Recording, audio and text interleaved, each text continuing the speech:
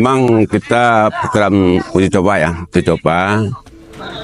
Yang mana pun ini namanya coba, itu artinya apa yang kita bikin latihan, sedo ke pertandingan, dan hasil sedo inilah kita evaluasi lagi untuk pertandingan depan.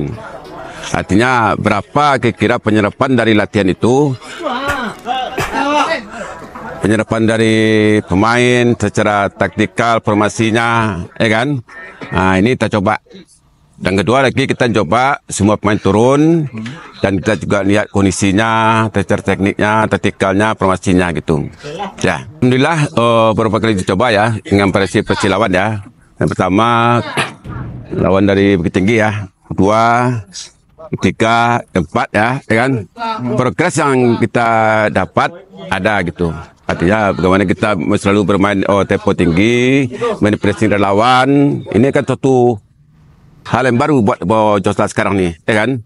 Kita terbiasa main kemarin menunggu, sekarang kita main pressing, ya kan? Nah ini butuh tenaga, butuh gaya baru, ya kan? Gaya baru.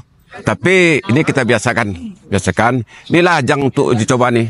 Ya, tapi progres dari pelatihan itu udah mulai nampak gitu. Oh, udah terlihat.